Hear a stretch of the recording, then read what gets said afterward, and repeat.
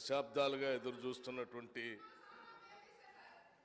నిరుద్యోగ యువతీ యువకుల యొక్క ఆశల్ని నిజం చేయటం కోసం ఆనాడు కాంగ్రెస్ పార్టీ ఆధ్వర్యంలో మేము ప్రభుత్వంలోకి రాగానే నిరుద్యోగ యువతీ యువకుల ఉద్యోగాలు నియమించే ప్రక్రియని వెంటనే మొదలు పెడతాం. పబ్లిక్ సర్వీస్ కమిషన్ ప్రక్షాళన చేస్తాం.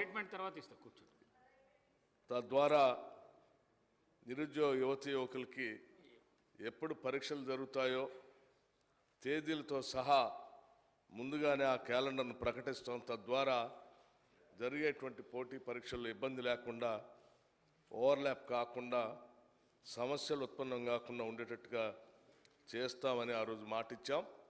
దానికి అనుగుణంగానే ఈరోజు కాంగ్రెస్ ప్రభుత్వం, ప్రజాప్రభుత్వం, రాష్ట్ర ముఖ్యమంత్రి రేవంత్ రెడ్డి గారి నాయకత్వంలో ఈరోజు జాబ్ క్యాలెండర్ని మనం చాలా రోజుల నుంచి ఎదురు చూస్తున్నటువంటి జాబ్ క్యాలెండర్కి సంబంధించి ఈరోజు ప్రకటన ప్రభుత్వ తరఫున చేస్తూ ఉన్నాం. అధ్యక్ష, తెలంగాణలో ప్రభుత్వ ఉద్యోగార్థులు ఖాళీలు, నోటిఫికేషన్ల జాప్యం, తరచుగా వాయిదాలు, పరీక్షల రద్దు, ప్రశ్నాపత్రాలు లీక్ అవ్వటం, వేరే పరీక్ష తేదీలు ఒకటే అవ్వటం, వీటి వల్ల చాలా ఇబ్బందులు పడుతూ ఉన్నారు. పోటీ పరీక్షలకు సన్నద్ధం అయ్యే యువతల్లో ఈ సమస్యలు తీవ్రమైన నిరుత్సాహాన్ని కలిగించాయి.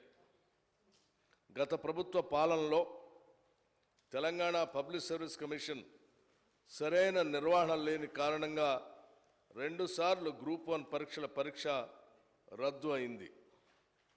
పేపర్ లీక్ కారణంగా 2023 మార్చి 17వ తేదీన మొదటిసారి పరీక్ష రద్దు కాగా, ఉద్యోగార్థుల బయోమెట్రిక్స్ తీసుకోనందున హైకోర్టు ఉత్తర్వుల ద్వారా 2024 ఫిబ్రవరి 19వ తేదీన రెండోసారి కూడా పరీక్ష రద్దు అయింది.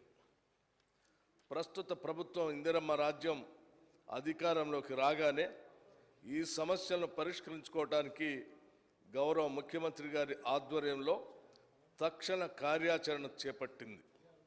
సాగునీరు, పౌర సరఫరాల మంత్రి గారితో పాటుగా ముఖ్యమంత్రి గారు యూనియన్ పబ్లిక్ సర్వీస్ కమిషన్ పనితీరును అర్థం చేసుకోవటానికి కమిషన్ చైర్మన్ గారిని స్వయంగా సంప్రదించారు. నూతన చైర్పర్సన్, సీనియర్ సివిల్ సర్వెంట్స్ సభ్యులుగా నియమించడం ద్వారా తెలంగాణ పబ్లిక్ సర్వీస్ కమిషన్ని ప్రక్షాళన చేయటం జరిగింది.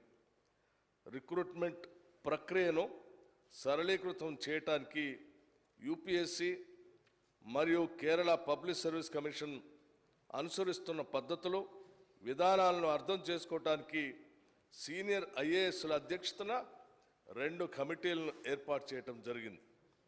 వారి నివేదికల ఆధారంగా వారి సూచనలను ప్రభుత్వం అమలు చేస్తుంది. నూతన నోటిఫికేషన్లు, పరీక్షలు ప్రభుత్వం పాత గ్రూప్ 1 నోటిఫికేషన్ రద్దు చేసి 60 నూతన ఖాళీలను జత చేస్తూ 563 ఖాళీల కోసం ఒక నూతన నోటిఫికేషన్ని జారీ చేసింది. ప్రిలిమినరీ పరీక్షకు 3,02,172 మంది అభ్యర్థులు హాజరవగా పరీక్ష సజావుగా జరిపించాం. ఫలితాలను కూడా ఇదివరకే ప్రకటించడం జరిగింది. మెయిన్స్ పరీక్షలు అక్టోబర్ 21వ తేదీ నుండి 27వ తేదీ వరకు షెడ్యూల్ చేయటం అయింది. 1,45,368 మంది దరఖాస్తుదారులు హాస్టల్ వెల్ఫేర్ ఆఫీసర్స్ పరీక్షకు, 1,06,263 మంది దరఖాస్తుదారులు డివిజనల్ అకౌంట్స్ ఆఫీసర్స్ పరీక్షలకు హాజరవ్వగా పరీక్షలు విజయవంతంగా నిర్వహించడం జరిగింది.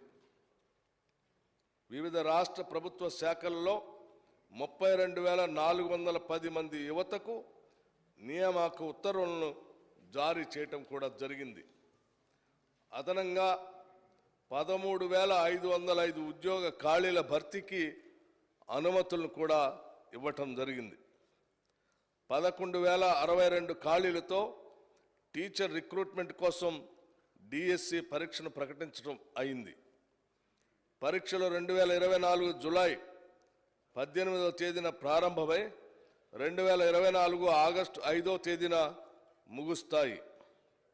435 సివిల్ అసిస్టెంట్ సర్జన్ ఉద్యోగాల ఖాళీల భర్తీకి ఎంఎన్జే క్యాన్సర్ ఆసుపత్రిలో 45 అసిస్టెంట్ ప్రొఫెసర్ ఉద్యోగాల ఖాళీల భర్తీకి నూతన నోటిఫికేషన్ జారీ చేయడం కూడా జరిగింది.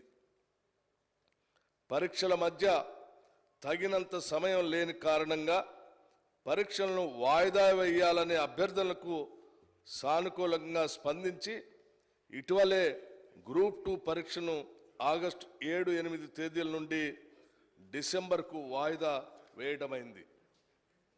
రాష్ట్రంలో అనేక రిక్రూట్మెంట్ ఏజెన్సీలు ప్రభుత్వ ఉద్యోగ నియామకాలు నిర్వహిస్తున్నందున పరీక్షా తేదీల మధ్య కావలసిన సమయం లేకపోవటం వల్ల దరఖాస్తుదారులు తీవ్రమైనటువంటి ఒత్తిడికి గురవుతూ ఉన్నారు. యూపీఎస్సీ మాదిరిగా పరీక్షల రద్దు లేదా వాయిదాలు అనేవి లేకుండా అట్టి సమస్యలను నివారించడానికి పరీక్షల మధ్య సరిపడ ప్రిపరేషన్ సమయం ఉండేలాగా టీజీ, పిఎస్సి మరియు ఇతర రిక్రూట్మెంట్ ఏజెన్సీలు ముందుకు పోతూ ఉన్నాయి. రాష్ట్ర ప్రభుత్వం ద్వారా వివిధ శాఖలలో నిర్వహించే డైరెక్ట్ రిక్రూట్మెంట్ కొరకు ప్రభుత్వం ఒక వార్షిక క్యాలెండర్ తయారు చేసి తేదీ 1/8/2024 నాడు జరిగిన మంత్రిమండలి సమావేశంలో చర్చించి ఆమోదించడమైనది. ఈ తెలంగాణ జాబ్ క్యాలెండర్ను